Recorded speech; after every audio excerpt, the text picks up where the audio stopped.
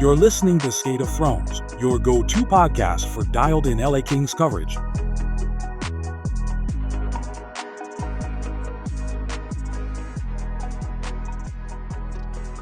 Welcome back to Skate of Thrones, your favorite Los Angeles Kings podcast. As always, I'm your host, Casey Kasliner. As in Game 5, the Kings cannot bounce back after losing 2 in Edmonton.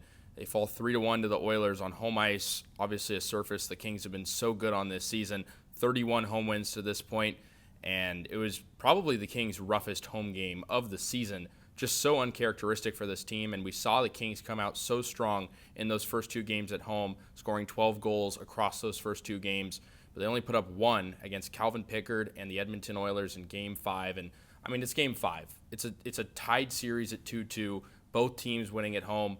And then you go into Game 5. I mean, it's the biggest game of the series, of course, to this point. But for Edmonton, being down 2-0 and winning the way they did in Games 3 and 4, where, you know, we think about it retrospectively, the Kings probably could have swept this series. A lot of people are saying that. And they lose this game in Game 5. Now they have their backs up against the wall. They have to go back to Edmonton, a place they've struggled these past few years. It's not looking good for LA. And, like I said, they lost this game, but it was an embarrassing loss. The press conference was very telling of it. They didn't have life in the offensive zone. They overpassed. They played disorganized. There was no continuity. It was just a rough game. And, I think you really have to look at Jim Hiller, a guy who's been praised for his innovations this year. A guy's just been praised for winning a lot this year, especially his first full season as head coach. And, yeah, final score 3-1. The Kings, there's a couple things they could hang their hat on in this game. Darcy Kemper was incredible. Saved 43 of 45. He's a Vezina finalist for a reason. Made some incredible saves in this game. You could really go back at any part of it and watch. He was the reason they were in it for as long as they were. It was a tied scoreless game at the end of period 1. Both teams scored in the second period, and then Edmonton scored the game-winning goal from Matthias Janmark, and then they had an empty net goal, so it was 3-1 final. But Darcy Kemper, he's the team's MVP, and full disclosure, I voted on the team's awards this year. I put Adrian Kempe as my team MVP. I think I would change that if we included playoffs, just seeing what Darcy's been able to do. Through these first 5 games, he's been great. Goaltending this series has not been bad at all. It's not been the reason for either team's loss, arguably, through these 5 games. But the Kings also won the special teams battle in this game, albeit they're 1 for 3 on the power play. The one goal they get is right at the beginning of their power play, and we'll get into that in a moment. And then they stopped both of Edmonton's power play chances. The Kings did okay face-off-wise as well. They actually won 10 more face-offs than Edmonton. The Kings were near 60%, but it just felt like those big face-offs in the O-zone, especially down the stretch, the Kings were not able to capitalize on. It seemed like they might have been able to capitalize, with Darcy Kemper pulled down the stretch, and then of course it was all wraps when Edmonton scored. Just disappointing. And I think for me, personally, my confidence for the Kings now very low. You're going back to Edmonton, a place you've already lost 2 games, and I'd argue both those games were pretty embarrassing losses, just the way they happen. You have the challenge in Game 3 that doesn't go your way, and that spirals into a loss, and then of course the overtime thriller. And the Kings talked about in the post-game talkers or speakers tonight were Andrei Kuzmenko, Joel Edmondson, and Jim Hiller, and all 3 agreed that fatigue was not a factor at all tonight because, Jim Hiller said they came out kind of excited to go into this game. Joel Edmondson said that as well. They came out those first 30 seconds and didn't play bad, but it just went south from there. And, you look at the expected goals in this game, according to Money Puck, Kings allowed basically 6.5 expected goals from Edmonton, putting up 2 themselves. And let's be honest, the Kings really had nothing prior to that third period when of course they had a goal in the second period, but chance-wise, it was pretty low. Looking at the lineup changes, Edmonton rolled with the same lineup as Game 4, spreading out Connor McDavid and Draisaitl to start the game, and then, of course, putting them together when needed. And, of course, we know how nuclear that can be.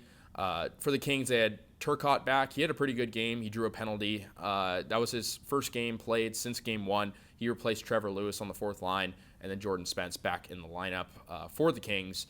But the Kings just, if I had one word to describe them this game, it was sloppy. Out of the gate, they were not able to really handle the puck well, and especially in the offensive zone, just the overpassing that we saw from this team really pre-January, I want to say. I want to mark that because that's when Kevin Fiala started to come on. Then, of course, you go about a month or so ahead and you bring in Andrei Kuzmenko, who was able to ignite a lot offensively. And so, yeah, I mean, the Kings, to their credit, had some big, penalty kills in this game, and that kept them close in it. But, you can look at the final score. Yes, the Oilers won by 2, and I mean, technically, really, they only won by 1 because of the empty net. But they should have won this game by a lot more, and they should have scored in the first period. And that's just the resiliency of the Oilers we've seen. And, of course, I mean, they almost reverse swept in the Stanley Cup final last year. So we know the type of dangerous team they can be. And, I mean, really, for the Kings, they should be ashamed. It was a tough loss, and I think they own up to that. Andrei Kopitar was not of high spirits in the press conference. I think that goes without saying. Jim Hiller, I think, was criticized a lot, last game for what he did. Really the last 2 games.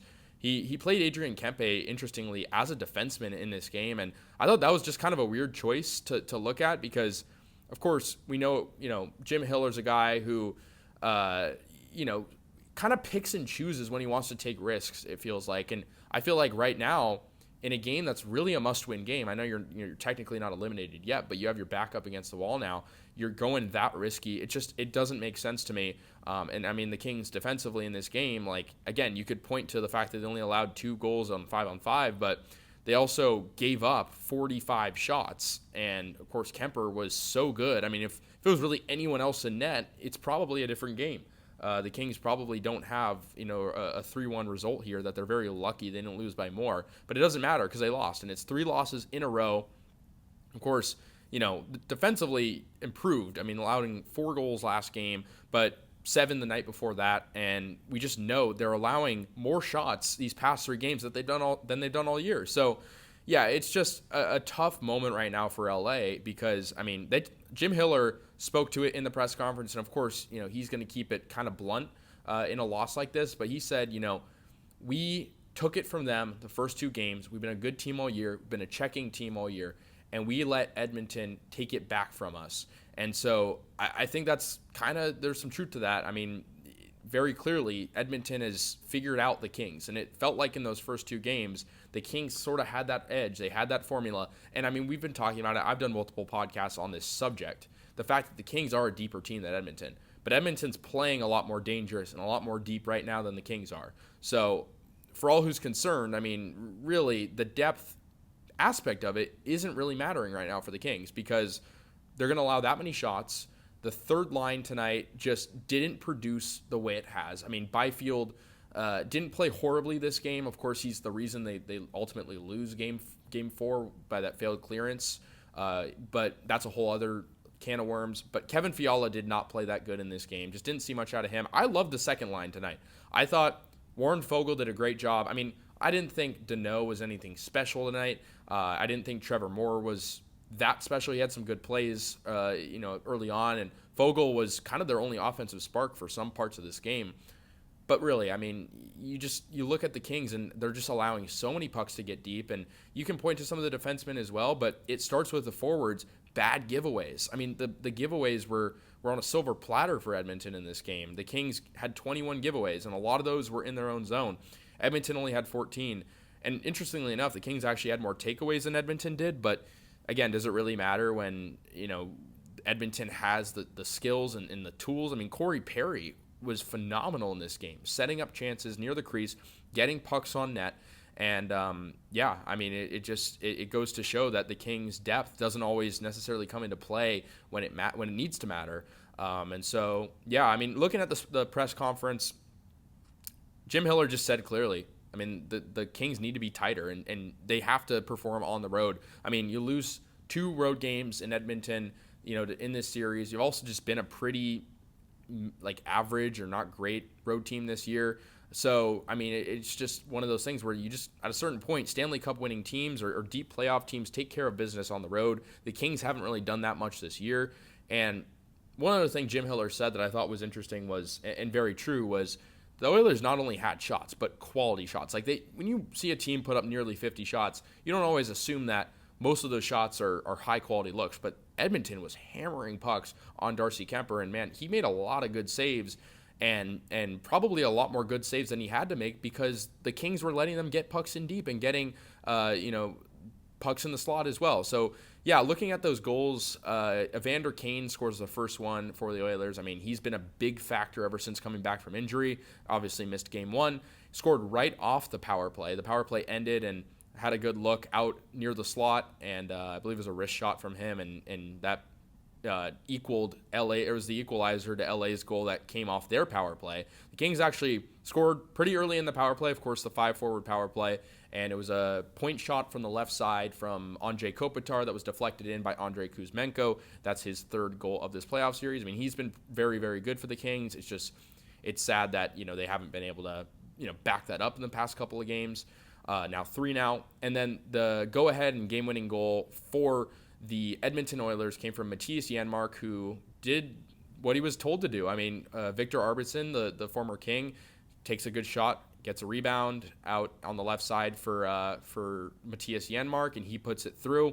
It was just on a silver platter for him. I mean, nothing Darcy Kemper could have done. And then Ryan Nugent-Hopkins scores the empty net goal, and that makes it 3-1. And Hiller also talked about the odd man rushes. Man, the Oilers had a ton of them, a ton of odd man rushes, and the Kings were lucky to stop some of them, especially with McDavid coming up the flank. I mean, how dangerous can that be? But it's just not a formula you're going to win with, especially because we're seeing shades of the early season Kings where they just overpassed. They weren't simple. They weren't playing the game they're meant to play, and that's getting pucks on net. I mean, the crowd was literally chanting "shoot the puck." Like it was obvious. It was blatant. Anybody could have saw that. So yeah, frustrating loss, and the Kings don't believe that fatigue was a factor. I don't know if I necessarily. I mean, I agree with it. I think especially you have a day off and whatnot, but I mean, playing on the road is tough, and we know that the Kings have struggled on the road this year. But that means Thursday is do or die. There's a chance the Kings don't play at home again this year. If they can win on Thursday, we'll have a Game 7. But it's going to be tough to win in Edmonton, especially with the Oilers winning now 3 in a row. They just couldn't get anything going, the Kings. And I mean, props to Darcy Kemper for giving the Kings a chance. I mean, how many times have we said that this year? He's given them a chance to win in games that they probably shouldn't have a chance to win, and tonight was the epitome of that. But also, you got to remember, the Kings are mostly rolling with 3 lines. They're not playing much of the fourth line, and so fatigue could be a factor there. We saw tonight, the fourth line, again, get about 4 to 5 minutes. But, quality minutes. I'd say that they were a brighter point in this game. We saw, Turcotte draw a penalty, some good looks early on, some physical play from Hellenius and Malott as well, and that's always good to see, especially against Edmonton, who, can really evade the physical game, and we saw that tonight. So, yeah, I mean, 3-1 final, go to Edmonton on Thursday. That could be the Kings' last game of the year, and it's kind of the sad reality for them. But, I mean, you don't take care of business the last 3 games. That's what happens. It's just how it works. Also, I want to mention, too, the Kings had a late power play in this game, and it was probably their worst power play of the year. I mean, it was just lousy. I think they got 1 shot off. They lost some face-offs in the O-zone. They overpassed.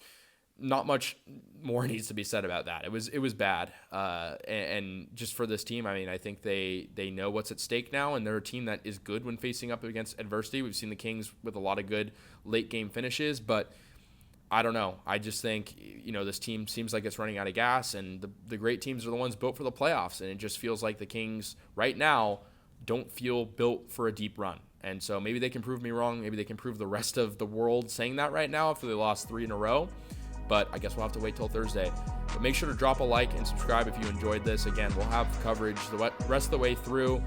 I'm Casey Kasliner. Thank you again for tuning in to Skate of Thrones. We'll see you in the next one.